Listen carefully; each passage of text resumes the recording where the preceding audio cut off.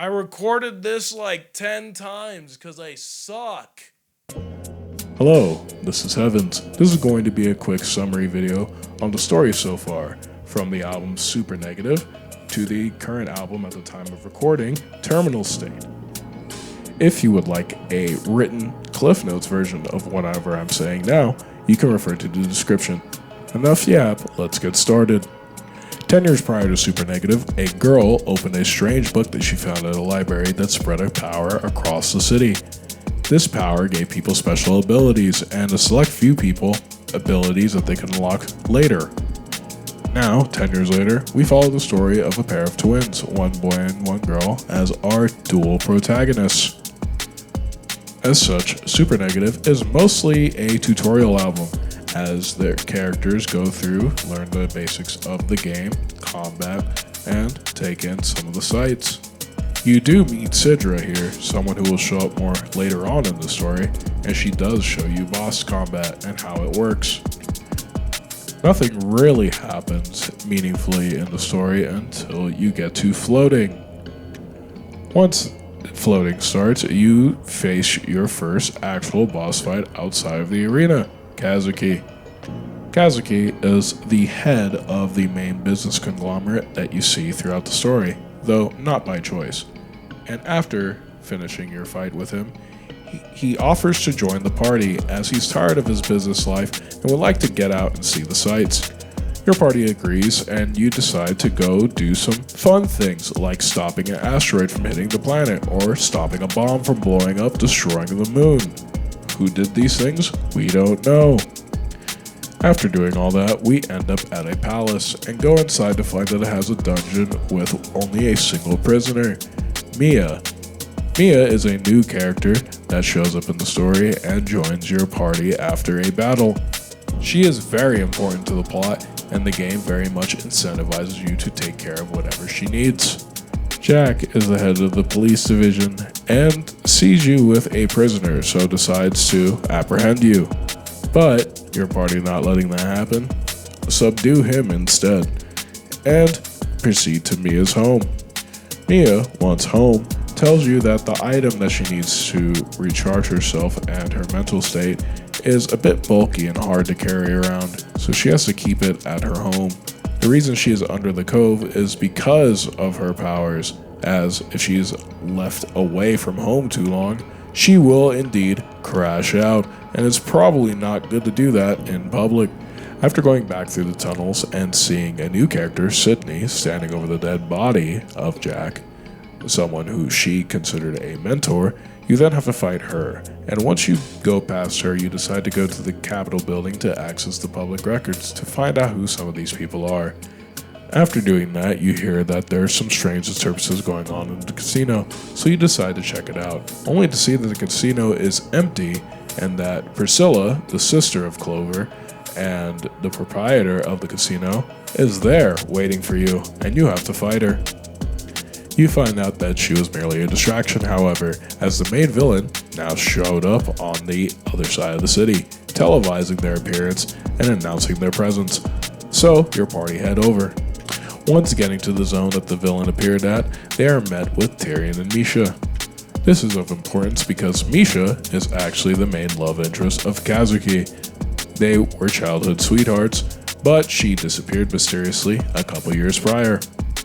And you have to fight them. Once beating them, Misha actually joins your party, and Tyrion escapes. After this, we get into Divination Codex. We start the album by going through the Terminus, a spell that Misha can cast that keeps us safe from the villain. Going back through the metro into the city, we approach the business tower that Kazuki owns. On the way up, however, we see Clover again, who is even worse than before and decides to fight us. After fighting her, she then escapes by jumping out of the window of the tower. Being assured that she would be fine as she is immune to stuff like fall damage, you are then instructed to go to the lodge. You meet the owner of the lodge, Lilith, and have to defend her from the villain faction, as they are assaulting the lodge, culminating in a fight between Iris and Kali, two people specifically sent to capture her. After this fight, you take the wounded party members that you have to the hospital. However, you see that there is strange occurrences going on. Once inside, you see that most of the patients have gone crazy, and that you hear especially loud noises on the top floor. After arriving, you see that Priscilla, now standing over the dead body of an NPC that has been helping you throughout the story, Vivian, is now dead. And what a shock, you have to fight Priscilla. After doing this for a time, she then hears a strange calling and decides to leave through the hospital and back towards the tunnels. After catching up with her and realizing that she has passed out in front of said tunnels, you then try to take her back to her suite in the casino. After doing that, you head to the orphanage, which is run by Ariel, who is preparing the body of Vivian for burial. And no, I do not have a third rhyme for that. As you head to the graveyard, however, you are faced with Tyrion again, who then decides to tell you that she is actually the perpetrator behind the strange voices and occurrences that have been happening throughout town, including corrupting the 3 people that you've seen so far in Sydney, Priscilla, and Clover. And if you couldn't guess by now, yes, you have to fight her. After beating her in a fight and getting some answers out of her, you then go to the nightclub where you meet Naomi, who has some information and rumors for you about where the villain could be next. On your way out though, you see that Clover is now standing in the middle of the plaza and looking very dazed and confused. This is where it is revealed that these strange voices can permanently damage your mind if left unchecked for long enough. And now you have to calm Clover down, as she has lost her mind essentially to these voices. After doing that and bringing her to Priscilla's suite, you then head back to the laboratory where Sidra is waiting her in her office. Sidra is waiting because she has a plan of action to cure the voices, but it's going to take time. While you do that, you go through the city as the Oracle requested to meet all of you. This requires your party to go to the Citadel, where the Oracle resides. But on your way there, you encounter Mont. Mont considers herself the queen around here and is the owner of that palace. She is already awakened to her main powers and easily dispatches all of you for rescuing Mia, her prisoner, and brings you all back to her dungeon. Getting into melting points now, we awaken the dungeon, where we are being held prisoner. The party eventually finds a way to escape, and they have to go through the palace without being seen. Unfortunately, that does not last long, as Mort, the right-hand man of Mont, finds you in one of the hallways and proceeds to chase after you. While he is slow, him screaming and shouting at you is probably not a good idea. So, you proceed to escape the palace into the aqueducts once again. Going from the Dark Palace back into the aqueducts, you then head back to the Citadel. Once there, you're finally able to meet with the Oracle, someone who has been explaining where to go throughout the entire game, as she is able to communicate to you via telepathy.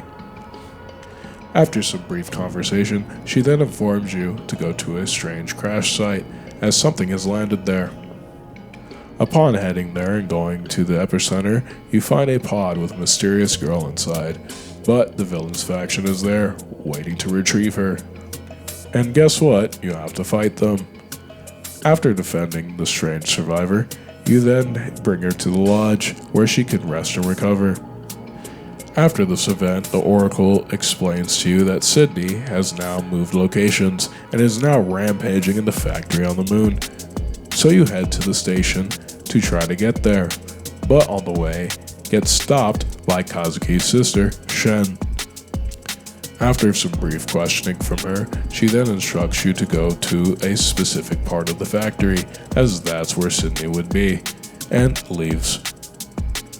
Once you all get up there and into the factory, you see Sydney has also succumbed to the same voices and has basically lost her mind. After the fight, she is left passed out, and the villain shows back up again. The villain explains that they have not intentionally been trying to get in your way, but will start getting in your way if you try to pursue the matter further. As the villain says that they have something important to do. Not really following along, but them not really trying to stop you, you then take Sydney out and to the hospital. A few weeks pass from this point, and your party is relaxing at the racetrack, when they're suddenly called to the fields outside the city as there is a strange phenomenon happening. Once there, your party experiences a surge of power, and you discover that some of your party members have awakened their extra powers. Kazuki is the first, and after having a little sparring match with him, win or lose doesn't really matter, you then go through to the casino and to the arena to try to win some prizes. However, after your arena battle, you're then confronted by Mort again, who formally introduces themselves. Mort, being someone who easily misunderstands things, sees you as outrunning them and taking a prisoner from them as making fun of them, and they do not like it. And so they attack you, and so you have to fight. However, while slow, Mort is physically stronger than your party, so you decide to escape out of the arena. The mag lifts to the arena have been disconnected since Mort has been thrashing about, so you have to go through the arena gardens, with Mort chasing slowly behind. But Mort eventually gets tired of your crap, and decides to use their power, the devil. The devil allows him to possess any one person, though he is vulnerable while doing so. And, seeing that Misha is close to Kazuki, decides to possess her.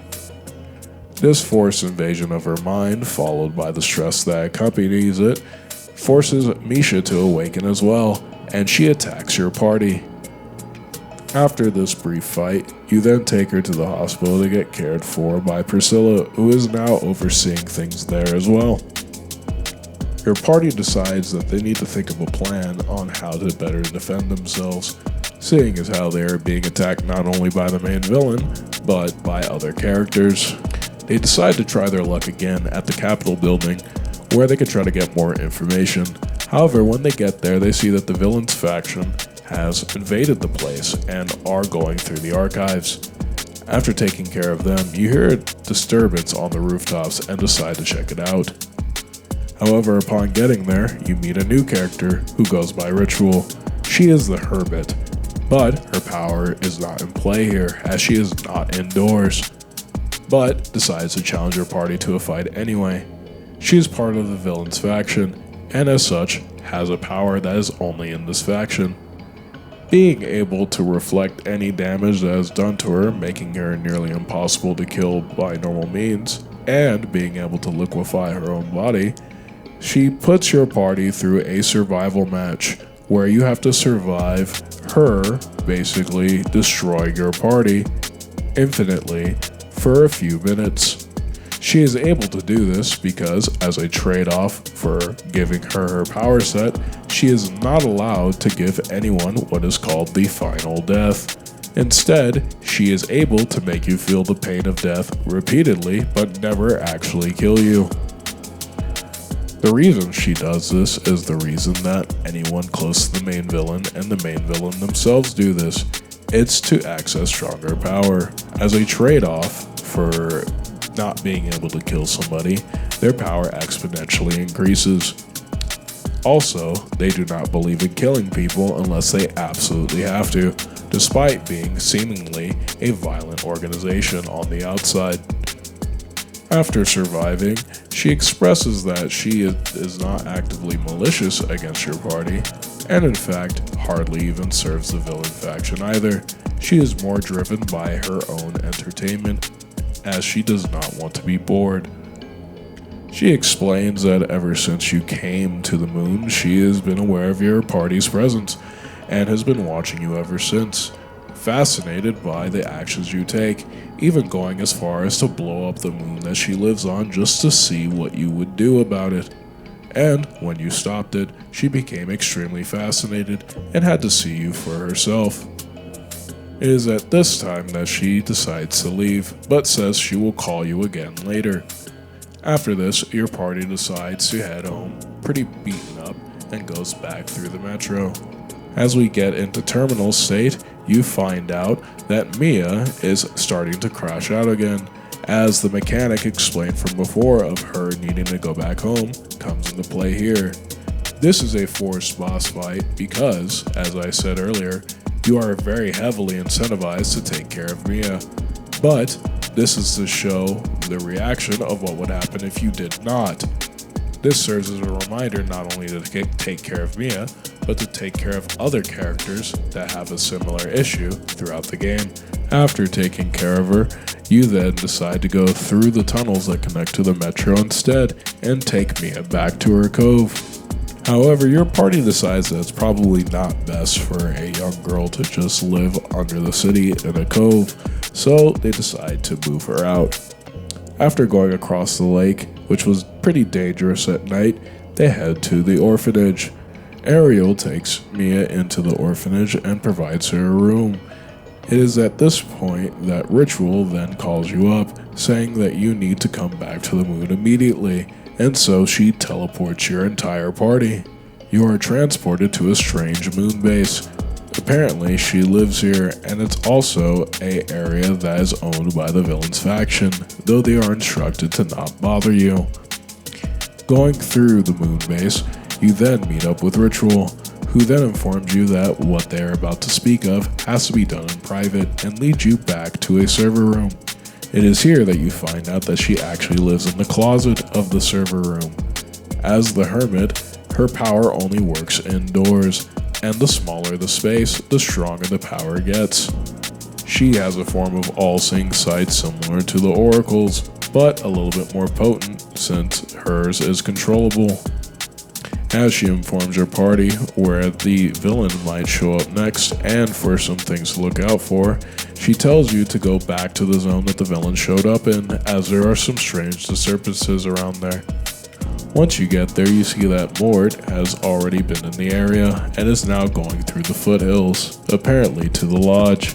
Once you catch up to Mort, you see that Mont and Lilith are standing there as well. Lilith seems to be controlled by the devil, and is instructed to attack your party. Since she is a pacifist and not much of a fighter, it is a very easy battle, and once you beat her, Mont and Mort are already gone. Since you are close by to it anyway, the main characters decide to head into town, along with their party, to go to their own home. The party then decides that they need to have a plan of action, and they need to get some supplies, so they go back through the island, forest, and cave so that they can get to the elevator that leads to the lift to the tower. Kazuki says that he knows someone who might be able to help us, but we first have to go to the museum, as there is a package he forgot to deliver to the museum owner. Once your party arrives, you are notified that the owner is actually in the basement currently. Why she is there, nobody knows. So you decide to go down and check on her. After going down there and seeing that some of the villain's faction is actually there too, you encounter Senna. Senna is the owner of the museum and is a sleepwalker. While she is sleepwalking, she can still move and act, however she behaves very unpredictably. Since she was in his friend group in high school, Kazuki already identified that she is asleep as we speak. However, she does not seem hostile and actually offers to join the party instead, claiming that she's bored just taking care of the museum all the time and wants to try something new. Kazuki objects at first, and Misha does as well, but she says that you have time to think about it, as she needs to drop off the package at home. This leads us to Terminal State, the current album at the time of recording. The album starts with your party entering an old school ritual chamber that was found in the back of the museum. It also has a path leading outside, but on the way outside you interact with a new character named Alice. Alice is the tower and is also the Oracle's sister. She was sent there to guide you through the alleyways that are in the back of the museum. After parting ways with Alice, you then get a strange call saying to go to the aquarium, and so your party heads there. Once in the main display room, however, you see Vivian standing there, very alive, staring at your party. Vivian explains that she is justice, and because the spirit of justice can never die, neither can she. She informs your party that there have been some developments that she has been made aware of. She claims she knows where the villain is going to show up next, but she needs to confirm with someone else. So they head towards the aqueducts. However, they are stopped by Sydney while going through to the city, and Sydney, offering her apologies from when she was a raving psychopath, has been partially healed by Priscilla and now wants to join the party. Heading into the city now, you also meet up with Priscilla, who has awakened her power as Temperance. She guides you to the suite where Clover is now residing, also awakening to her power as the Fortune.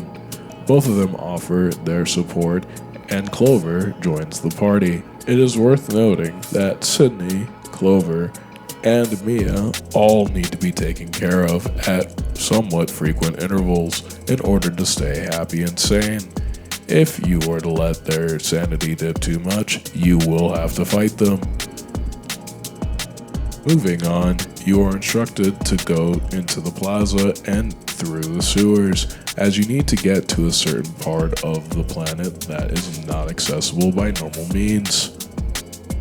When you get there, however, you are met with a life-size doll, and it is explained to you through the doll that that is the family.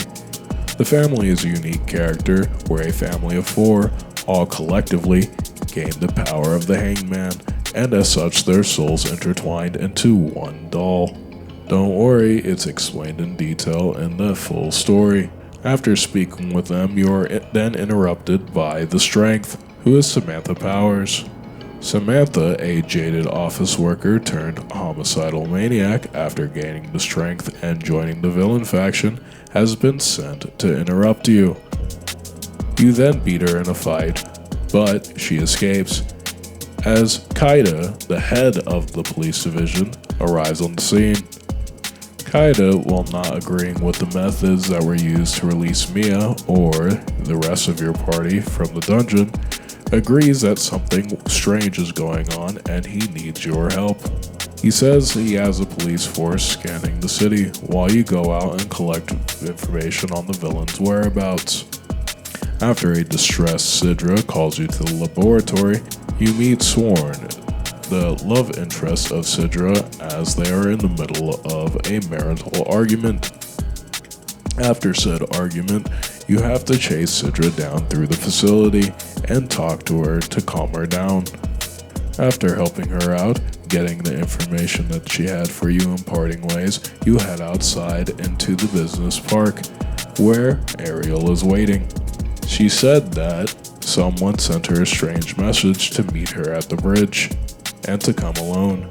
But, seeing as she awakened her power but doesn't know what it actually does, she asks your party to come with her just in case.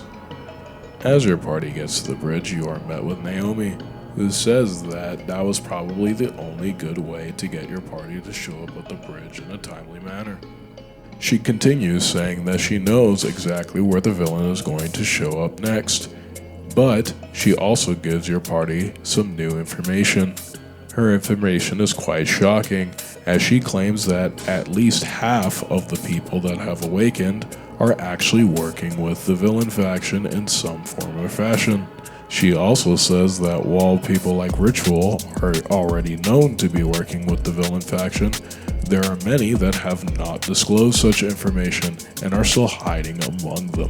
She then warns your party of the approaching danger and tells you to head to the clock tower, as that's where the villain is going to show up next. In the home stretch now, we get to the clock tower, and once there, we find out immediately that something is off. The area is much darker than usual, and it feels like the same effects that came from the voices are happening here. The party decides to ascend the tower anyway, and once they reach the top, see that the main villain is with some familiar faces, and the act ends. You are now more or less caught up to the story. If you can't hear it in my voice, this took a long time to produce because I did it in only one day.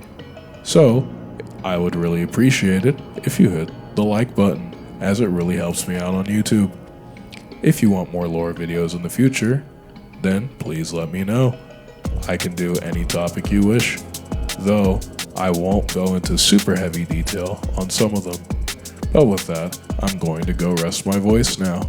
Please take care of yourselves and have a good day.